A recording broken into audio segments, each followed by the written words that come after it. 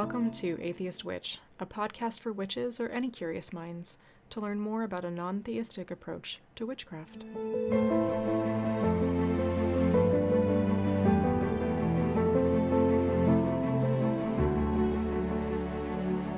I'm sharing my journey as I find my way between actively practicing witchcraft and navigating a non-theistic viewpoint.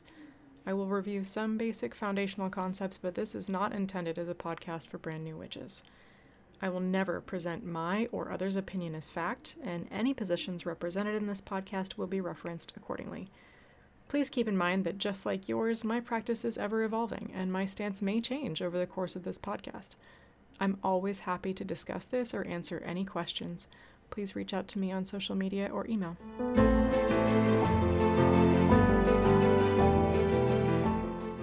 Welcome to the first bonus episode of 2025, Imbolc. I'll create bonus episodes ahead of all 8 Sabbats this year to talk about the history and the traditions of the Sabbat and describe how I celebrate them as an atheist witch.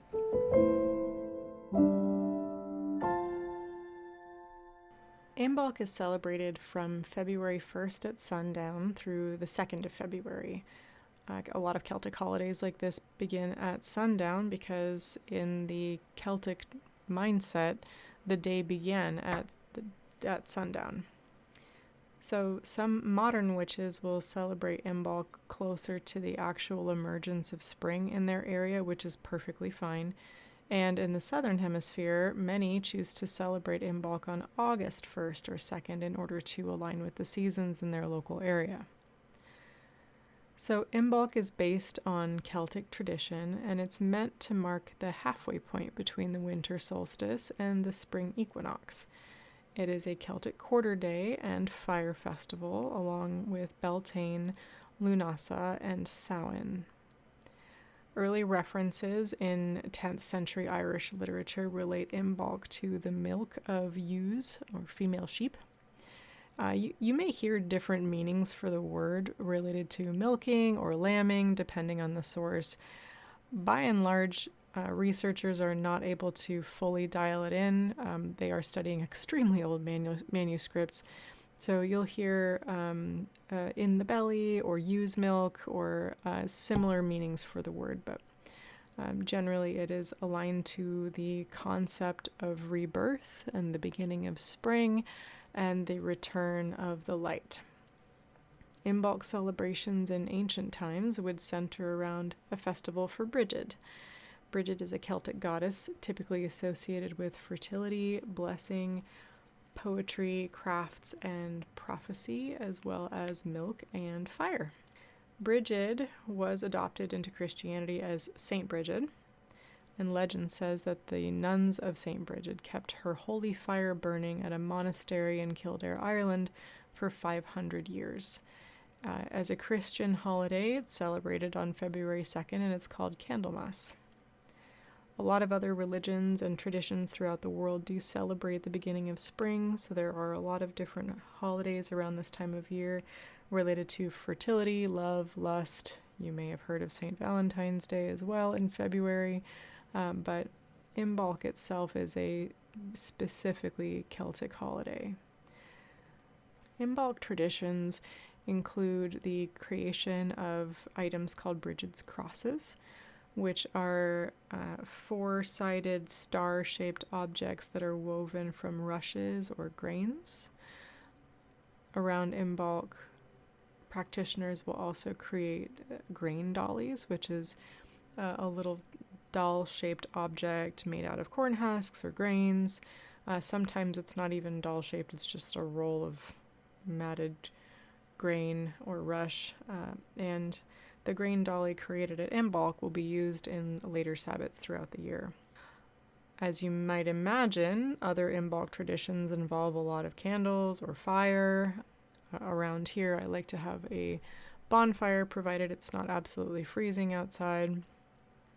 So I used to pass through this time of the year without a lot of thought. It's dark, the holidays are over, people are getting seasonal affective disorder, and it never really resonated with me as a time to celebrate. However, these days, I really do enjoy Imbolc and what it represents in my practice. So obviously, as an atheist witch, my Imbolc celebrations don't involve Brigid. However, as I will discuss in future episodes, there's a lot to be gained from studying the place and the purpose of traditional deities and incorporating that into your practice instead. So for me, the dark of the year, which is the time between the autumn solstice and the spring solstice, is a time for introspection, growth, and a lot of planning, and Imbolc is no different.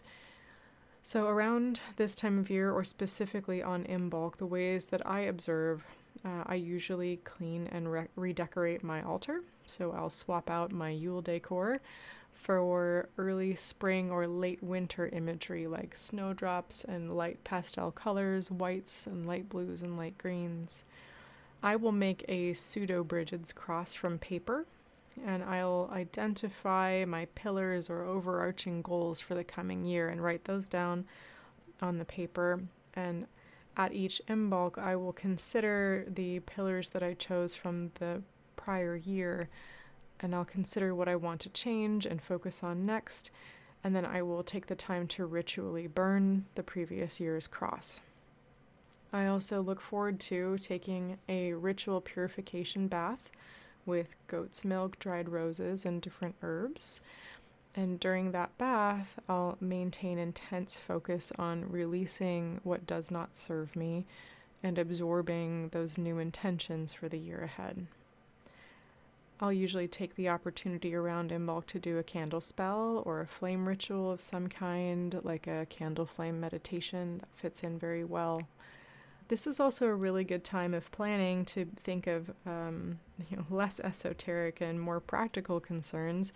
So I'll usually take inventory of my seeds and begin my garden plan for the upcoming season. Imbolc, like all Sabbats, is an opportunity to cook special foods. And so around Imbolc, I'll bake bread and, somewhat channeling the ancient Celts, I will reach for what was preserved of last year's harvest. So what I have in canning jars or in the freezer, and I'll make a hearty soup or stew to enjoy with the bread.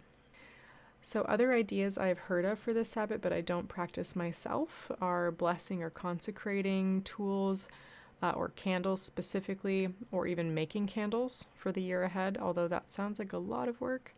That might be kind of a fun activity to do. Maybe don't pressure yourself to try to create all your candles for the whole year ahead.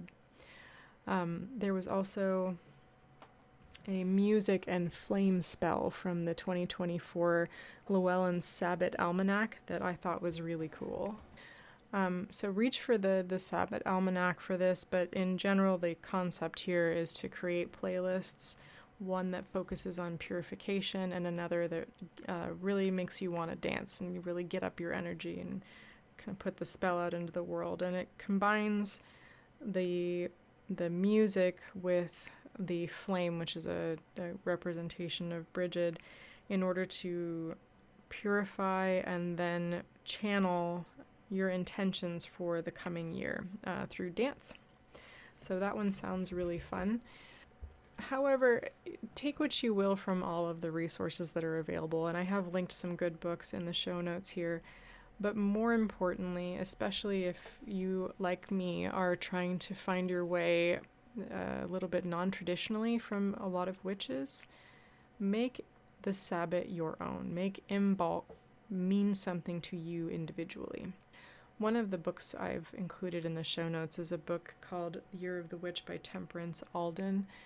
And Temperance does a terrific job of, in the final chapters of the book, encouraging the reader to create a non-traditional wheel of the year, or to modify the wheel of the year to fit their own experience.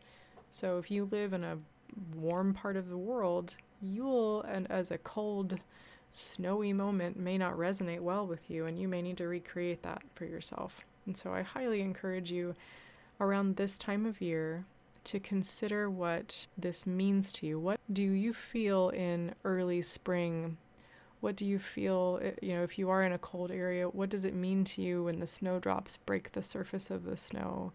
What does a candle flame in the darkness evoke in you? Take those things and lean into that and consider what this time of year means to you. Celebrate that, enhance it, and use it. And with all of the science-y things that we talked about in the Science and Witchcraft episode, to make a change and drive growth in yourself. That's it for the bonus episode for Imbolc. Next up, I will be releasing an Ostara episode in March, about a week before the Sabbat. And then a couple weeks from the release of this episode, we'll be doing episode 4 of Atheist Witch, Witchy Basics as an Atheist. Thank you for joining me today, and I'll see you next time.